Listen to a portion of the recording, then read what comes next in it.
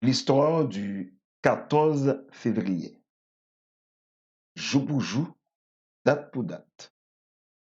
Le 14 février 2006, la mission des Nations Unies en Haïti prorogée pour 6 mois.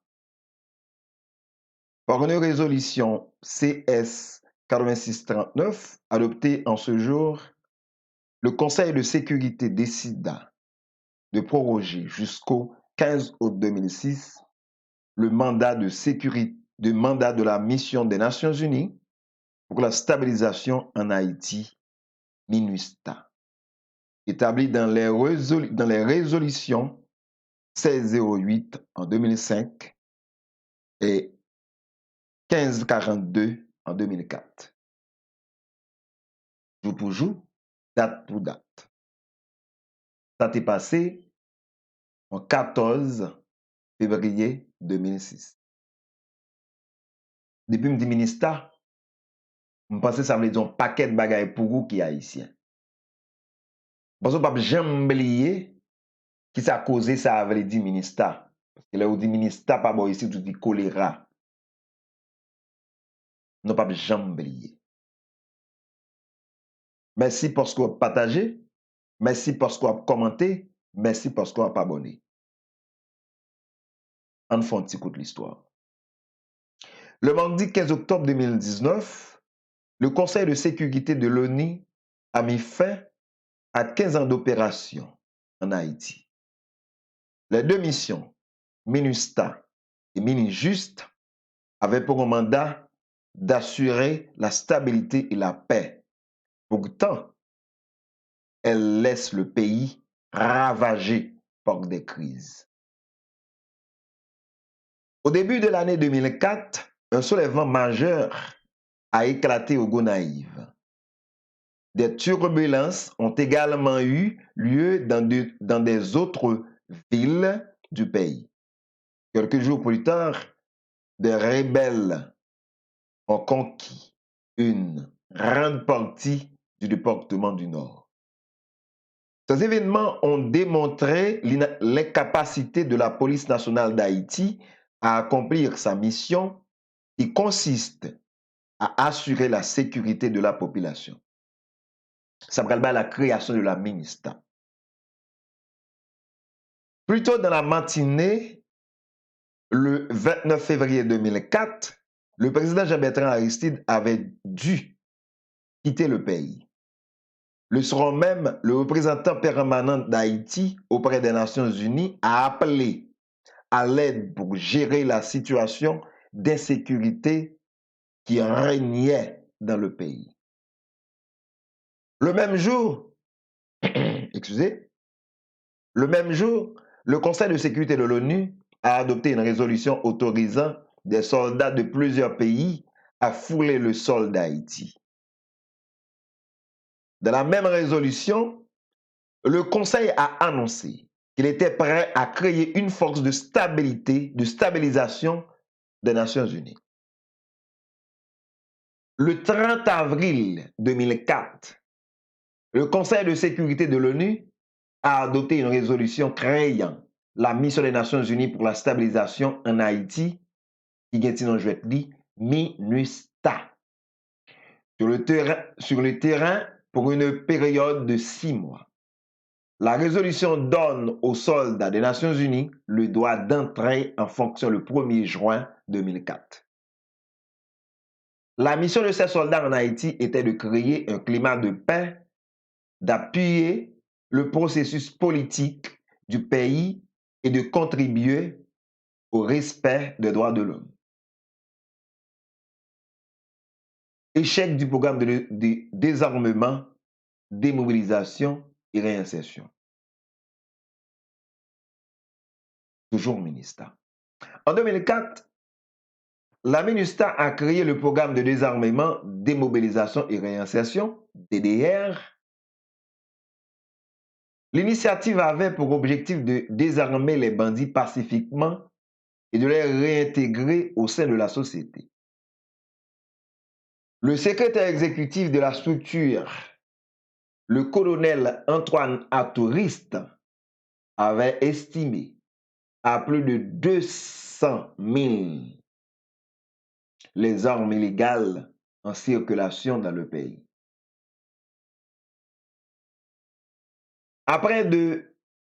Si près de 20 millions de dollars américains ont été mis à la disposition du programme, ses responsables n'ont réussi à convaincre qu'une petite centaine de personnes à remettre les armes. La commission a ramassé quelques dizaines d'armes à feu et la grande majorité de ces armes étaient hors d'usage. Selon un rapport publié en 2005, soit une année après la création du programme par l'organisation Small Arms Survey, basée à Genève, en Suisse, environ 170 000 armes légères étaient illégalement détenues, alors que la PNH n'en a enregistré qu'un peu plus de 20 000. Les gangs armés et compagnies de sécurité privée avaient en leur possession plus de 13 000 armes automatiques et semi-automatiques sur un total de 210 000 en circulation. MINUSTAH en Haïti, accusé de viols de toutes sortes et d'abus sexuels. C'est pas simplement vite mettre stabilité avec la paix dans le pays. Parmi les accusations portées contre la MINUSTAH, les cas de violation des droits de l'homme restent l'une des plus récurrentes. Sophie Perchelet est une chercheuse qui a publié une étude titrée « Construire pour reconstruire Haïti ». Dans ce document, elle mentionne que depuis l'arrivée de la mission, les violences envers les femmes ont redoublé en Haïti. Nous allons regarder pour nous, mon petit parti. Considérant les soldats de l'ONU comme des personnes disposant d'importants moyens financiers, certains parents leur vendent les services de leurs enfants. Mais les forces armées de la MINUSTAH n'attendent pas à toujours qu'on leur propose femmes et jeunes filles. Elles n'hésitent pas à se servir par elles-mêmes. Plusieurs cas de viol et de violences ont été recensés. Peut-on lire dans le document? Ça, c'est dans recherche. Nous dit Madame Sophie t'a fait qui voulait reconstruire Haïti. Mais la majorité de ces agents n'ont été traduits devant aucune cour de justice haïtienne, comme le montrent les exemples suivants. Moins d'un an après le débarquement en Haïti des soldats des Nations Unies, le 18 février 2005, 3 agents pakistanais de la mission ont violé une jeune fille du nom Nadège Nicolas. Jusqu'à présent, ce cas est resté impuni et classé sans suite. 111 soldats sri-lankais de la MINUSTAH ont été accusés pour les implications dans des cas d'exploitation sexuelle contre les filles mineures. À titre de mesure disciplinaire, les Nations Unies avaient fait n'avaient fait que rapatrier ces criminels le 3 novembre 2007, de sorte qu'ils répondent par devant les instances de jugement dont infractions qui leur ont été reprochées. Malheureusement, la MINUSTAH n'a rien fait pour dédommager les victimes. Personne ne sait non plus si les criminels ont effectivement été jugés et condamnés dans leur pays. Le jeudi 28 juillet 2011, au moins 2 parmi les militaires uruguayens de la MINUSTAH ont violé collectivement Johnny Jean, un jeune garçon, nous songez Johnny Jean, un jeune âgé de 18 ans. 2 autres militaires ont eux-mêmes filmé la scène. La vidéo du crime était diffusée sur Internet. un tribunal uruguayen avait émis la sentence de 2 ans et 1 mois de prison pour les soldats. Mais les accusations ne sont pas allées en prison. Les accusés ne sont pas allés en prison pour avoir passé au moins de 3 mois en détention préventive en 2012. Il y a 4 jours. En juin 2015, un rapport de service de presse de l'ONU a montré que plus de 200 femmes déclarent avoir eu des relations sexuelles avec des soldats en échange de services et de biens matériels, chaussures, téléphones, ordinateurs, argent liquide. Pour les femmes vivant en zone rurale, ce sont la faim, le manque d'abri et la pénurie de produits de première nécessité et de médicaments qui sont fréquemment cités comme facteurs déclencheurs. Beaucoup de femmes abusées sexuellement vivent dans les villes de province. Un tiers d'entre elles ont moins de 18 ans.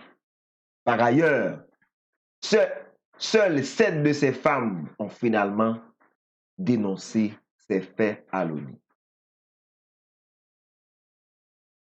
On ensemble avocats dénoncé, ils ont porté plainte pour l'ONU. Rien pas dit. ONU voit des messages alarmants dans le pays d'Haïti avec question choléra.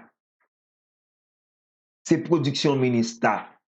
Le 22 octobre 2010, soit 9 mois après le séisme, le président haïtien René Préval annonce la grave épidémie de diarrhée qui sévit dans la région de la Tibonite est causée par le choléra. Le 8 octobre 2010, un contingent de cases bleues népalais est arrivé en Haïti au camp Annapurna de la MINUSTA à Mirbalais.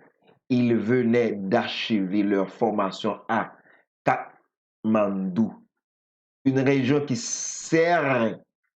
sévissait le choléra à cette époque.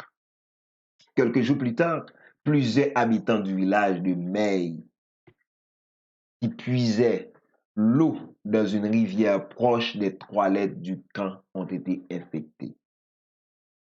Depuis l'apparition de cette maladie, au moins 9800 personnes ont perdu la vie et plus de 820 000 Haïtiens et Haïtiennes ont contracté cette maladie dont le pays était exempt jusque-là. Bagaille grave, c'est grave sous grave. L'ONU admet enfin sa responsabilité. Malgré des études, l'Organisation des Nations Unies a pendant longtemps nié son implication dans la propagation de cette épidémie.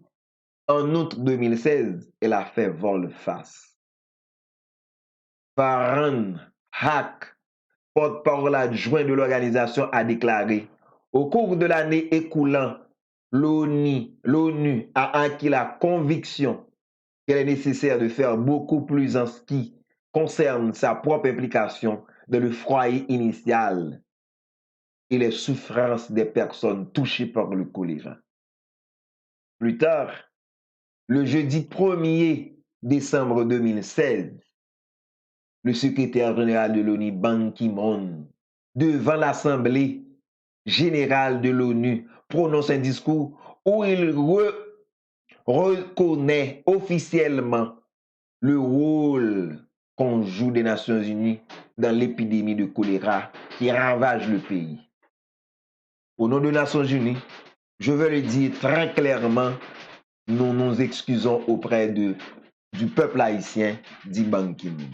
Jusqu'à maintenant, rien pas dit, rien pas fait, moun mouri, moun pas dédommagé, choléra, jusqu'à ce qu'il retourne dans le pays, pire. Merci parce que tu as suivi la vidéo. Merci parce que tu as partagé. Merci parce que tu as commenté. Merci parce qu'on a dit nous qui va les mal ministre affaires en Haïti. Merci parce qu'on a dit nous comment on comprend la vidéo et comment on comprend la rubrique là. C'est son façon pour nous rappeler pas de peuple sans l'histoire. L'histoire sont perpétuelles que commencement. Nous devons rappeler de ça qui est passé en façon pour nous capables connaître qui ça nous fait, qui ça nous fait. Parce que si nous suivons l'histoire, si nous connaissons l'histoire, nous avons facile à déterminer qui ça nous doit faire et qui ça nous faire par rapport à ça qui est passé. C'est un plaisir. Merci tout le monde. Nous avons croisé pour l'autre vidéo.